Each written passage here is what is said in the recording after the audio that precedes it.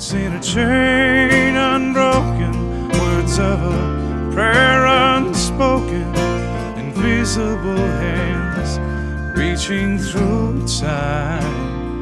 We each have a piece of the story, each have a share in the glory, and a chance to pass it along for those who remain. Links in the chain. Hi, this is Marjohn Love, and this is Marjohn's Musings. And today's show was a tough one to come up with a name for. You've heard of AA, the Alcoholics Anonymous, and you've heard of AAA, the American Automobile Association. Well, today's show, I think, is going to be the quadruple A. Audacity, avarice, anxiety, and angina. I had a kind of crazy month. I wound up dealing with 4 different deaths. I was singing at a funeral, and it was for a friend of mine. And it's someone that I've known for like 8 years, and we're together like twice a week. And I was singing at this funeral with 200 plus people at it, realizing I would never sing with her again. And I started experiencing this weird tightness in my chest. And it got worse, and it got worse. And then it went up my neck and into my jaw. And the next day, we had normal Sunday service. And I found out another member of our church had died. A sweet, funny guy that I really liked. Now, we weren't really close. We were more like acquaintances, but still. And that whole sensation came back, but this time it came back hard. Now, our minister, Reverend Derek Van Goulden, he used to go and take care of, pulmonary patients. And I said to him, "Hey, Rev, do you know a good differential diagnosis between anxiety and angina?" And he said to me, "Well, tell me what's going on." And I did. And he turned around and looked at my husband and goes, "So you're taking her to the emergency room right now?" So Kevin and I had one of these like spouse conversations in the car. And I said, "Listen, this is uncomfortable. I'm not like gasping for breath and like, oh my God." It was just miserable. And where it was, because I'm an occupational therapist and I've worked in healthcare for 27 years, I was like, this doesn't sound good. And I have a special medication. It's called nitroglycerin, and they give you these little tiny white tablets that oldsters might remember. Saccharin used to come in these little white tablets. Well, these are even smaller than those, and you melt them under your tongue. And if you have angina, like I did, it goes away, and instead you get this savage headache. Well, the little vials that the nitroglycerin comes in have 25 pills in them, and my doctor, Dr. Tom Pierce, gave me a vial, I don't know, about a year ago, because something had come up and I had gotten anxious and upset, and this had started. Well, in those days, in order for me to get that kind of sensation, I'd have to be in like a near car crash. Like it'd have to be something that really scared or upset me. And now that I'm getting a little older, it's happening more frequently. And what made me anxious enough to talk to the minister was that if I took one nitro in the old days, it would go away. And now one nitro, it got better, but it didn't go away. So my husband and I do this compromise, and we wind up at the Leahy Prompt Care next to Marshall's and Market Basket. The next thing I know, I'm in an ambulance. I'm having an IV stuck in me. I'm having an EKG put on me. I'm having a blood glucose blood draw done. I have 3 men working on me all at once. By the time I made it into the emergency room, my blood pressure was in a stratosphere. So they take my blood pressure, they look at like it's really wicked high. Now this sensation is like getting pretty serious, and the next thing I know, I have this huge, like somewhere between a quart and a liter of nitroglycerin in a thick glass bottle, in an IV into one hand, and then heparin, which is a blood thinner, in an IV in the other hand. And my husband is the color of putty. And I realized that he's scared out of his mind when my son walks into the emergency room. "Hi, Mom. How's it going?" And my son looks at the cardiac monitor and the IVs sticking out of each of my hand. And my son's pallor sets in, and he gets about the same color as my husband. I'm lying there thinking, this is ridiculous. Well, it wasn't totally ridiculous. It was like, They did the EKG, and because the EKG at the prompt care showed an odd little something that the young physician was not familiar with, she called the ambulance and told them, and they did another EKG in the ambulance. And again, this odd little something. And then we're in the ER, and they do another one, and that odd little something is there. And I had this kind of wonderful experience. I met the son of a friend of mine doing another EKG, except this one did your legs and your arms. And again, there's this odd little something. So the next thing I know, I am the resident of the last room at Addison Gilbert. I took the last bed, which left me feeling really guilty because I didn't feel all that sick. I could get up and walk the IV pole to the bathroom, which I needed to do because one of those two things must have acted like a diuretic, or else having IV liquids pumped into both hands was setting off my bladder. But I had to get up every hour and run to the bathroom carrying this pole, and it made me think of the movie Something's Gotta Give with Jack Nicholson dancing around in a Johnny with his hiney sticking out with his IV pole in the hallway. That was probably the only humor. By the time Dr. Arsenian discharged me the following day, I had had 9 venipunctures and 7 blood glucoses, and I don't know how many tubes of blood taken. And at one point they were trying to take blood and they weren't getting any, and I'm like, the last time I ate was 8 o'clock this morning, and I've had 1 4-ounce cup of water to take pills at the prompt care.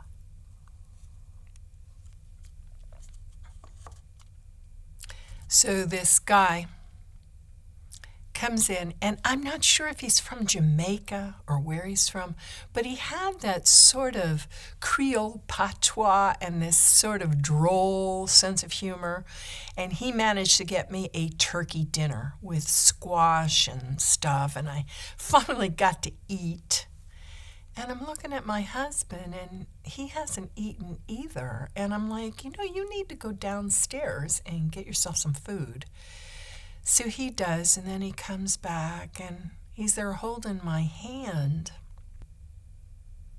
It was a strange sensation to be so vulnerable, lying in bed, holding my husband's hand with this odd, weird thing.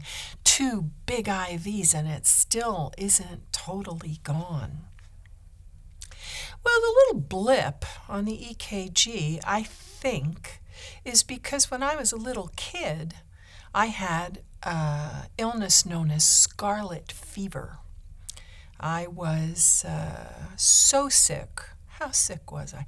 Fever of 106. Fever so bad that my molars didn't form right in my mouth, and I've got a whole mouthful of gold because the enamel didn't form on my teeth properly. And so they decayed really quickly, especially since I used to drink a lot of Coca-Cola and put sugar in my coffee. But it was really kind of eerie, to be in this situation where Dr. Arsenian said, listen, we're doing these blood tests for troponin. If you give me 3 negative troponin blood tests, it means that you haven't suffered a heart attack and you'll get to go home. But if these troponin come in positive, then tomorrow morning we're going to do a cardiac catheterization. That's some scary stuff there. They go in and, check out your heart with internal to your blood vessels, cameras and stuff. I was like, whoo. And then if they find blockages, they do an angioplasty where they squish the cholesterol that's blocking your blood vessel into the blood vessel wall, and if all goes well, you have an opened up blood vessel. And if it's gooey enough in there, and I ate plenty of junk food and sugar in my life, it could be pretty gooey, they would have to put a little spring in there to hold it open, called a stent. Now, my dad had open heart surgery, and it was called a cabbage bypass surgery, and later on he had a stent put in, and later on he had to have another stent put in, and my auntie had stents put in, and my grandpa died on my 11th birthday of a myocardial infarct, which is a fancy way of saying a heart attack, and my mom, her death certificate read coronary insufficiency. So this wasn't like, the little boy that cried wolf. This was like maybe something quite serious. But it turned out that when I was home coping with the side effects of these 2 IVs, I don't know if any of you have ever been so drunk that when you lay down in your bed, the entire room spins around. I had that for a couple of days. I was thinking back on the experience, and the one part of it that I thought was kind of fun was at 4:45 in the morning, this chipper little sweetie comes into the room and she goes, if I get this blood, do I get like a star or, an accolade? Because 4 different people had tried to get blood and they could not get blood out of me. And in between there, a phlebotomist had come up and stuck me 4 times and wasn't able. But I said to the nurse, I said, would you please give me a pitcher of water? They keep wanting to draw blood. I think I'm dehydrated. So I drank an entire pitcher of water so that when this little honey comes in the room, and she says, so how do you like your stay here at the Addison Radisson? And I had never heard that before. And I thought, oh my goodness. And the poor lady next to me was a groaner. Oh my God. Oh my God. And she was partly deaf. And she was like anxious and hyperactive. She left her hearing aids home and she had the TV on full blast. I'm there trying to sleep. They finally made her turn it off at 11:30 at night. And she turned it back on at 4:45 in the morning. And they had come in with a cart. 4 times for her and 3 times for me. I was like, oh, Don't expect to sleep if you ever wind up at the hospital. But I was blessed. I got to go home. It was kind of eerie for me, though. They didn't have any certified nurse assistants on that night. They had either all called in sick or something. That was why I didn't get my water. I didn't get a basin to wash up with. I didn't get, the little hospital socks with the no-skid rubber bottoms, or the little lotion deodorant and stuff. There were no CNAs on. And 2 a.m, when I'm texting my husband going, could you please rescue me, get me out of here? They keep sticking me and they can't get any blood. My nurse finally got to come in and see me. And I wound up crying to her about all this anxiety I had suffered for the loss of my friends. And it must be like an issue for a lot of people other than just me, because the First Congregational Church of Rockport is going to be doing a Creating Your Final Chapter, Facing Death and Finding Peace. It's going to happen Tuesday, February the 5th through March 12th from 10 to 12 noon in the Morgan Room. It's going to be run by the Reverend Sue Cola Arsenal. I think I'm going to go. And I don't think you have to be a member of the church. I think you'd be welcome from the community if you're in a situation where you're realizing you're winding down, this is your last lap. You don't know whether you're going to be here for 5 years or 15, but you're certainly not going to be here for 50. Come on down and join us. First Congregational Church, Tuesday mornings for a while. It's freezing. I didn't bother to decorate the set today because my stairs are sheet ice, and I had to rock my car to get it moving enough to get it out of my driveway. So I was kind of fascinated that the International Women's Writing Guild sent me a thing for their summer conference in Allentown at the Muhlenberg College. And I'm looking at this thing, and I have to decide by January 31st whether or not I want to go, if I want to save $100. I don't know about you, but Christmas is not that long ago. Mrs. Claus is a little tapped out right now, looking at $1,400 for a week to live in a dorm room and write with people. I'm ambivalent. I don't know if I want to go, and I don't like the fact that I only have the next week and a couple of days to make up my mind. Timelines, I've read to you before from the Daily Word, and Unity sent me this thing about fasting and feasting. I don't know if you've noticed, but I've lost quite a bit of weight. But I'm also at a plateau. Have been for months. It's really frustrating. You weigh and measure your food, and you do your exercises the way you're supposed to, and then the scale doesn't move.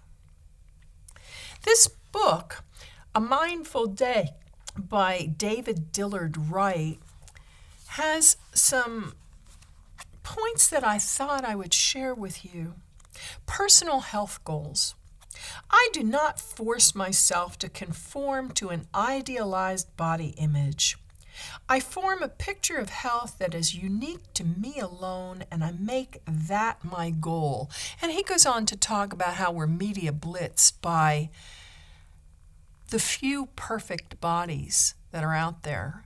And then we get this distorted perception that we're supposed to look like these supermodels. And on the very next page, he talks about care versus deprivation. I give my body the things that it needs to be well. I do not treat it harshly, but gently guide it into better patterns. And the first line he has in the paragraph is, when most people begin to lead a healthier lifestyle, often the first thing they do is stop eating all the foods they really like.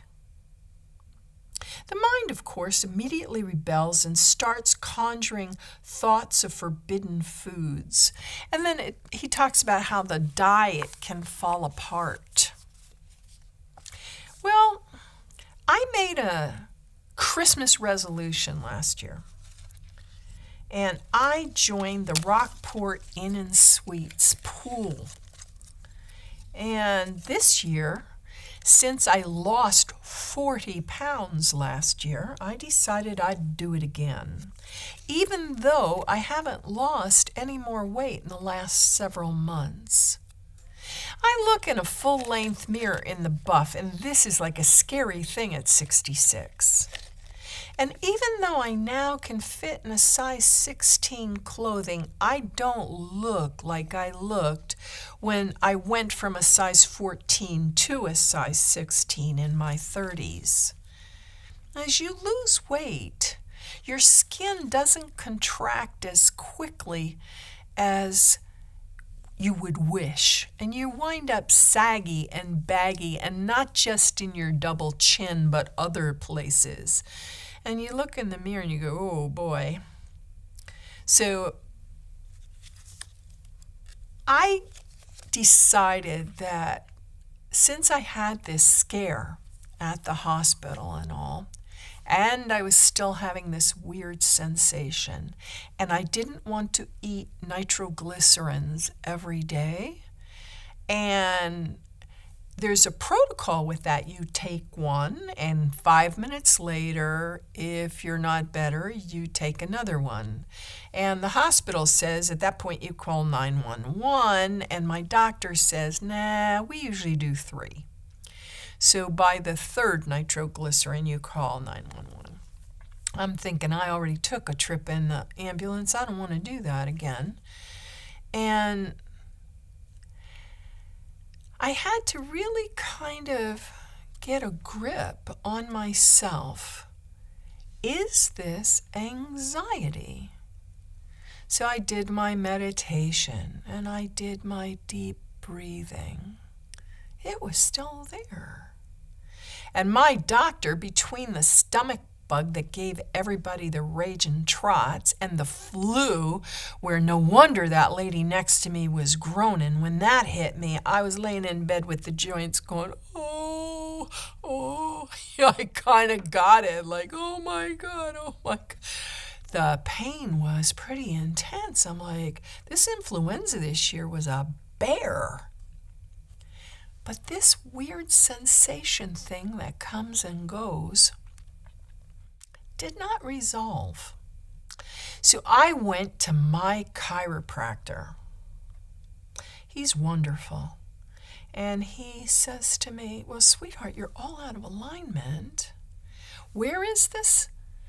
And he goes, oh, okay. And then he feels around and he gets a steel rod that he heated up and puts like lubricant stuff, and he's kind of working on you with a steel rod, and then he starts manipulating my skull on the top of my spine.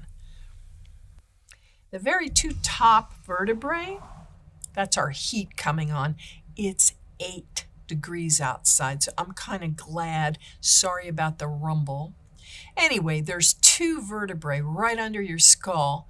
The atlas that holds up the world and the axis that your skull turns on, and he adjusted those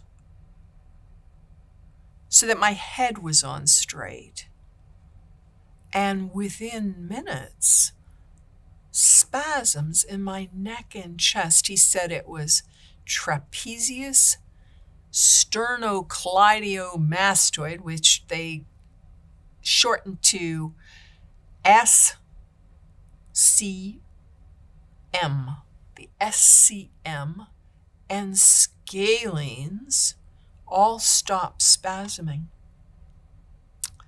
But Dr. Arsenian said to me that sometimes your emotions can bring on cardiac issues. If you have a labile response to your emotions, like I do, if I get scared, my chest tightens and things tighten up, that you can actually, I don't know if you've ever heard the old expression, you were scared to death, but you can literally be frightened so bad that you go into a heart attack. So I'm still dealing with that. And in the introduction to the show, I talked to you about audacity and avarice. I got a statement from the Cape Ann Savings Bank. I got aggravated. Let me read this to you because it's in lawyerese. This is a substitute for the 2018 Form 5498. IRA contribution information, IRA individual retirement account. So when I was working, I put money aside and I saved this money for my retirement. It is for your records only. The information on lines 1, 2, 3, 4, 5, and 10 is furnished to the Internal Revenue Service. See for Form 1040 instructions for proper reporting of contributions and rollover deposits. This is the part that brought on this weird chest thing. The fair market value, FMV, of your plan is as of year end. If a decedent is shown as the participant, the fair market value is 0. Let me read that again because it's not written in English. If a decedent is shown as the participant, the fair market value is 0. So if I had died in the ambulance or the emergency room or up in the last room at the Addison Radisson, the savings plan I contributed to for years would be worth nothing? Wait a minute, excuse me. When I put that in there, I had 2 beneficiaries, my husband and my son. Why don't they get the money I saved? So I have to go down to Cape Ann Savings Bank and find out what is going on. It says the executor or administrator of the decedent's estate may request a date of death valuation from the financial institution. For information about IRAs, see publication 590, Individual Retirement Arrangements. So they refer you to these government documents, and I'm thinking, with this president-initiated for the first time ever government shutdown that is now starting its 2nd month where people have been enslaved. You must report to work and we're not paying you. And people who have been furloughed, you are now locked out of your job and you are not being paid. Do you see steam coming out of my ears? Because you should. How angry am I?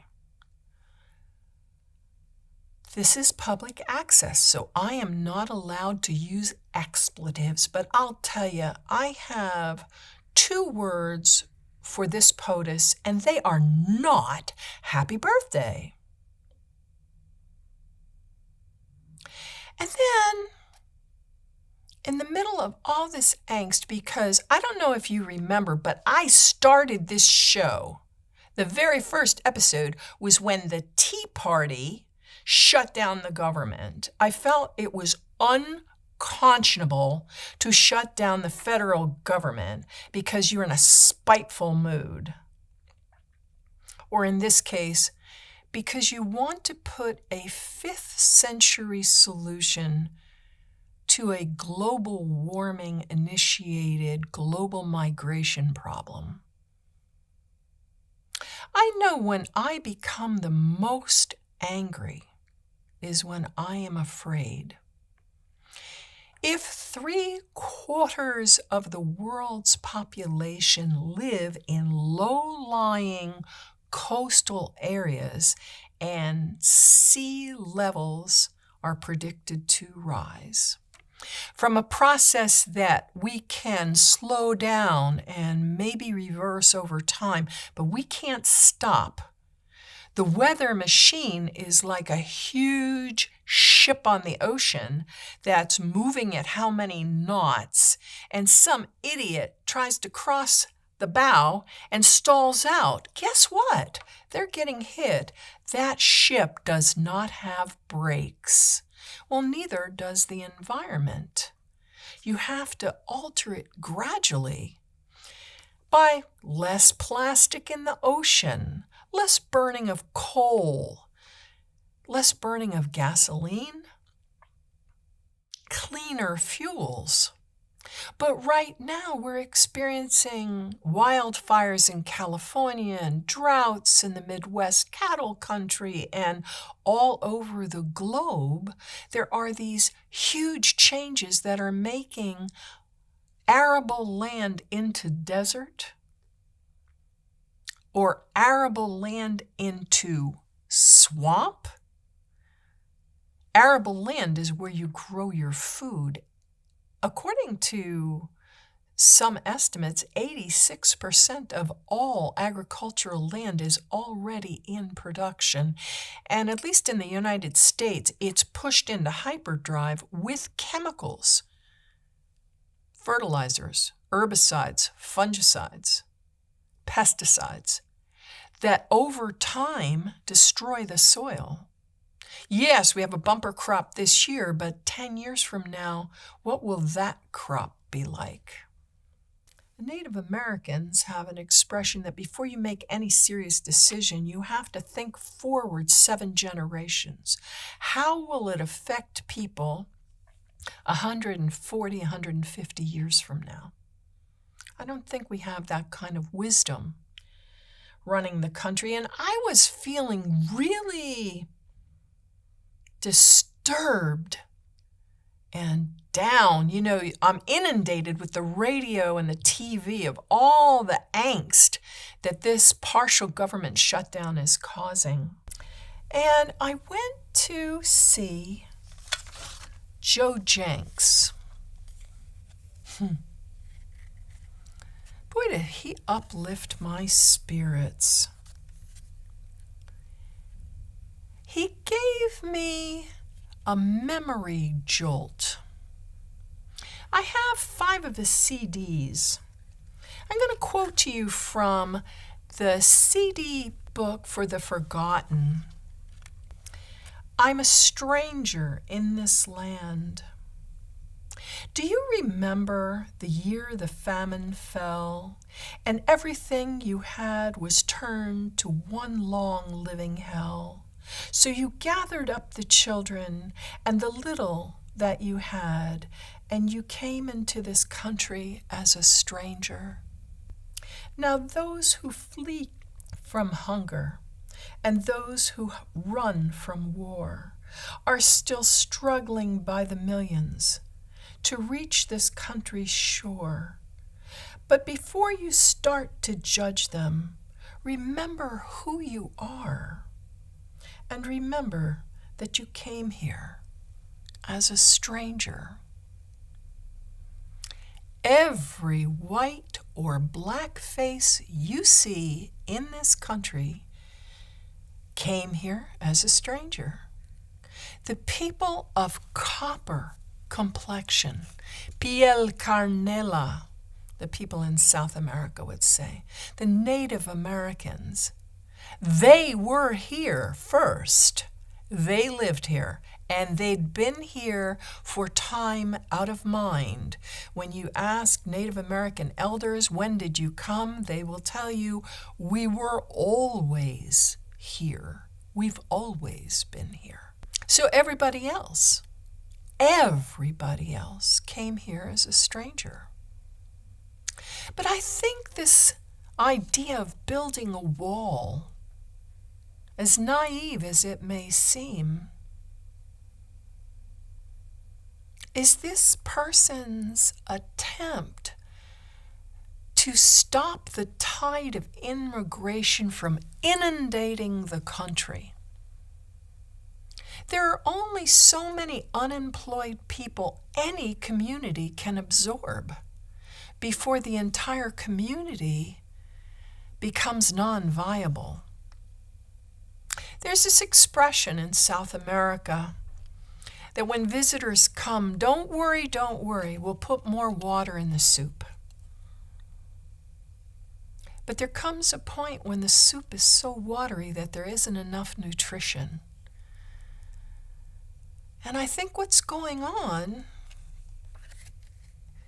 is this person's attempt at $5 billion plus to prevent people from South America and Mexico from coming into the United States. People have been coming since the Vikings. I don't have a ready answer. You know, if 3/4 of the world's 8 billion people need to move, where are they moving to? I think with $5 billion, you might be able to do a water reclamation project and create fresh water and pump it into the Ogallala Aquifer, the below ground water that's been tapped by wells for years and years and years. And I'm talking industrial wells shooting tens of thousands of gallons a year onto irrigated crops, which irrigation over time salinates the soil. My husband saw that in Iraq. He says at night, under the moon, you see the surface of the land glitter from the salt. You know, our government was conceived of as of the people, by the people, and for the people, because potentates in the form of kings and emperors and dictators and warlords had ruled the world. And the working people were so poor that they died in plagues and famines. I think this shutdown of our government isn't anything actually new. I think it's an age-old problem of capital versus labor. But in antique times, you know, in the antiquarian times, there were two classes, the educated wealthy and the working poor. It wasn't until the Industrial Revolution that we had a middle class, a merchant class, an educated middle ground. We need those people because when unions fight management, they're on opposite ends of a great divide. Management wants to use labor and raw materials to make as much money as possible. Labor is willing to work, but they need a living wage, and they'd like to have a retirement. And God forbid they die in the ER or the operating room or the ambulance like my grandfather did. They want to be able to pass on savings to their children as an inheritance because they worked for it and they want to own it and they want to keep it. Joe did other songs that really touched me, like Running Down the Road. Running down the road, so many years been running down the road, running down the road, running down the road to freedom. And he says, sister and mother and father and brother and stranger, don't pass me by. Take my hand and run down the road. We're running down the road to freedom. Well, what's the freedom? Freedom from want, freedom from fear, freedom from hunger, freedom from need. Do you remember when I did the Norman Rockwell show and I showed you the 4 freedoms that Franklin Delano Roosevelt had? That was a different kind of government. It was a big government, and not everybody agreed with it, but he was able to collect taxes and use those taxes to put the American people to work, building aquifers and infrastructure and roads and artists painting murals in post offices and public buildings. I know the tax burden's high, and that's not counting the state of Massachusetts or Social Security. I wonder how we're going to fare. Are we going to be able to collect our Social Security? Like, what's the goal of this shutdown? To prevent impeachment? We each have a piece of the story, each have a share in the glory, and a chance to pass it along for those who remain. Links in the chain.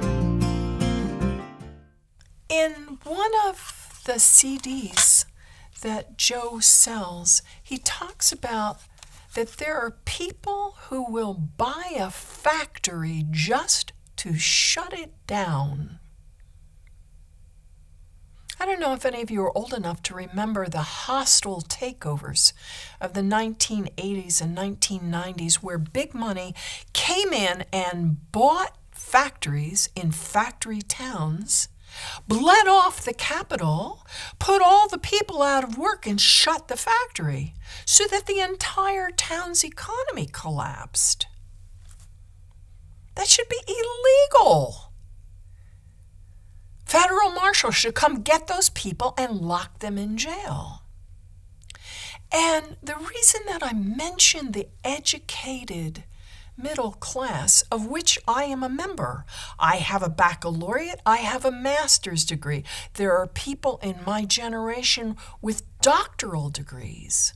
And some of them are in economics, and some of them are in environmental sciences. We could be the bridge between capital and labor so that we produce what is needed. What do people need? I don't think they need 6 homes and a yacht. I don't know that every family needs 2 or 3 cars. I think we need to establish our priorities. What do we as human beings need to be safe, to be well fed, to be clothed, to be housed, to have community, to have creative outlets? I wish we could take a proactive approach to this impending crisis. I don't know that we're in the situation of labor versus capital. It's sort of like labor is one unified body and capital is a human being rather than rich people with a lot of money. In one of his CDs, Rise is One, Joe Jenkins does a thing that was written by Woody Guthrie back in 1961. It's called Deportees. Is this the best way we can grow your good fruit? To fall like dried leaves, to rot on your topsoil, to be known by no name except deportees. It dealt with the fact that migrant workers who were desperate for money would work in conditions that Americans would not tolerate. I wonder how much, we're going to tolerate. I was thinking about lockouts. If you shut the government down, what is your role as president? Do you have a role? Are you necessary?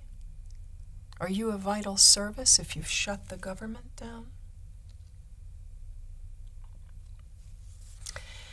Joe does a song in The Candle and the Flame about when he nearly drowned on a retreat. I feel the current raging round me. Try to summon up my strength once more. I am weary on this journey, afraid I will not reach that distant shore. I cry for help, feel like I'm sinking. There is no one near me I can see.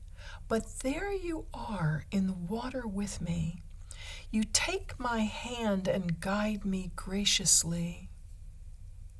He's talking about a woman who came out to help him and took his hand but did not let him pull her under the water. And the chorus to the song goes, will you come with me on this journey? With every breath we take, keep reaching for the dawn. I know alone that I will falter, but with a good friend near me, I will carry on. I think we need to stand together, but we can't do it the way it was done in the 1800s with the Union Wars. That's something that if you're a history buff, look at some of that footage. Capitalists, from which we get capitalism, were the wealthy, and the way the banking and industrial institutions were set up, the poor stayed poor and the rich got richer, way richer. We've got that going on now. There are estimates that between 3 and 1% of the population of the United States own 80 or even more, 80% of the wealth. And the poorest 20% of the population is saddled with the most debt. In The Forgotten, there's a song that struck me personally because my grandmother used to work in a mill.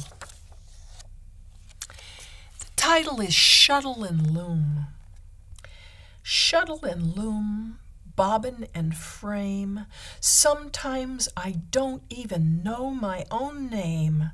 What in the world is a woman to do when all that she's got is her shuttle and loom? Shuttle and loom.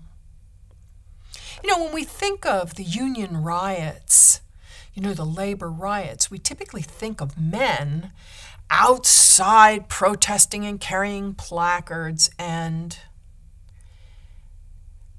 if we think hard, we see thugs hired by management with billy clubs and guns and knives, and, bloody mayhem breaks out.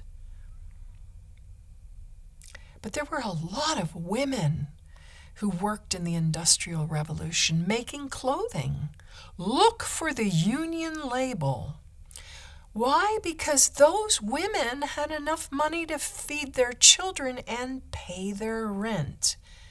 I don't know if you remember the building collapse in Bangladesh, where the women working in sweatshop situation had the structure they were working in cave in on them and crush them.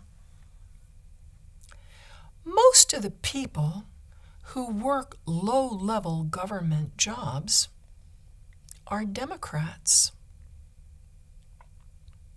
Not all of them, quite a few of them.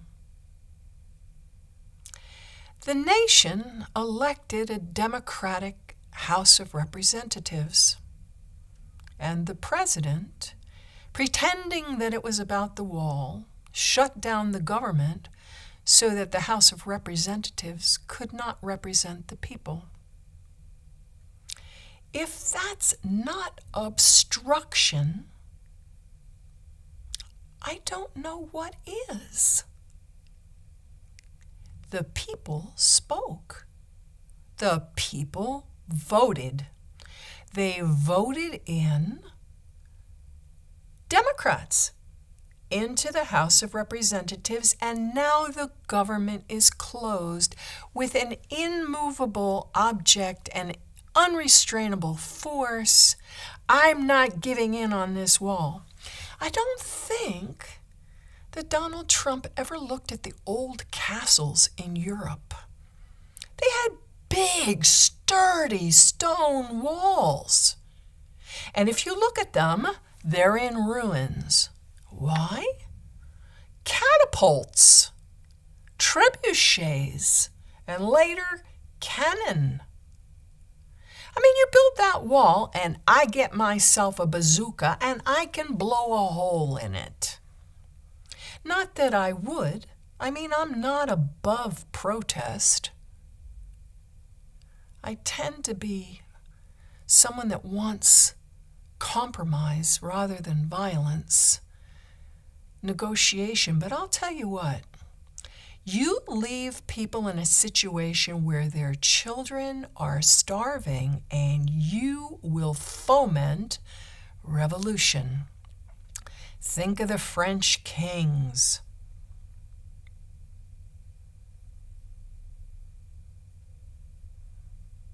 And when people are wounded and shunned, and I think that's a big part of it, the condescension, the hatred, the misplaced anger. When people are subjected to that sort of abuse, they pull out the guillotine. We need to sort this out, and we need to do it as Americans, not as paranoid, creepy people that will injure and kill others to get our own way. We can think of positive solutions to these issues. There's an entire educated middle class ready, willing, and able to help money and labor come together in a positive way that benefits all people. We just need to have the will to do it.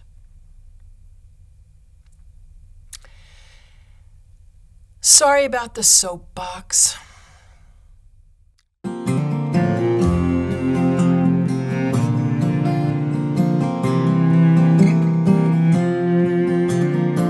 Do you remember a time when chimneys rose so tall over every crossroads town? There were jobs for one and all. The politicians couldn't wait to shake each calloused hand. by the midnight factory gate, praising the working woman and man like a house long neglected. Our lives have fallen away. Those who line their pockets with our votes have nothing helpful to do or say. No, it's take from this and give to that and bleed the cupboard bare. They spit the future in our face and leave us hanging by a prayer. Who will speak for me? Who will speak for you? Who will stand for me? Who will stand for you? Like a dream drowned in silence, we are prisoners of our fears, while those who left us dangling hold steady jobs all year. You can shake their hand or shake your fist, but time will not be stayed. Like factories gone to ruin, like shadows on parade. Who will speak for me? Who will speak for you? Who will stand for me? Who will stand for you? You will stand for me. I will stand for you.